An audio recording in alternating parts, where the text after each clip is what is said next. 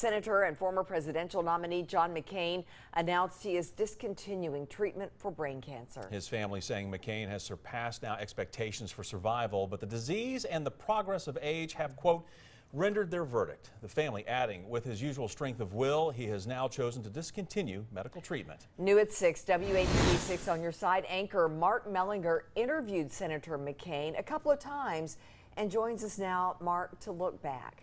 Lori and Bo, I had the chance to talk to John McCain twice, and while his story may be larger than life, Senator McCain came across as a regular guy who deeply loves his country.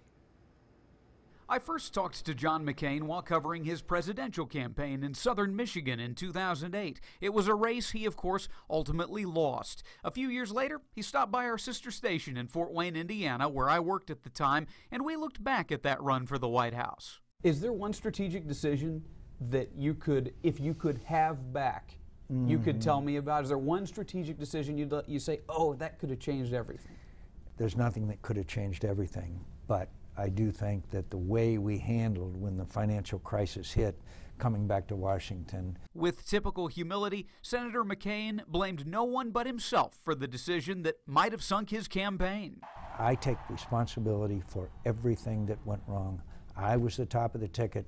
I'm the one who was responsible for the decisions. Still, he considered the whole experience an immense privilege. To be the nominee of your party is quite a remarkable thing, and I'll always be grateful and I'll always be honored. After spending years being tortured as a prisoner of war in Vietnam, John McCain knew there were far worse things than losing. He refused to let life's disappointments steal his spirit, his patriotism, or his sense of humor. The night I lost, I slept like a baby. Sleep 2 hours, wake up and cry. Sleep 2 hours, wake up and cry.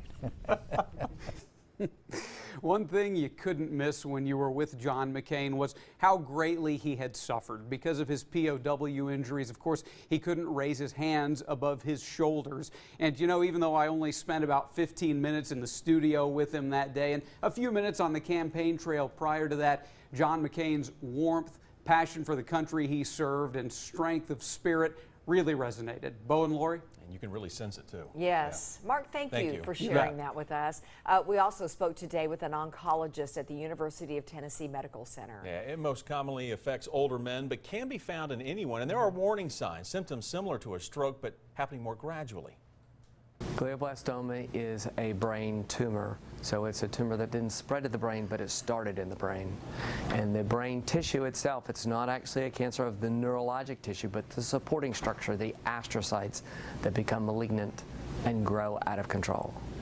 Now, the McCain family also in a statement today paying tribute to the senator's many supporters, saying, quote, the many thousands of people who are keeping him in their prayers, God bless and thank you all.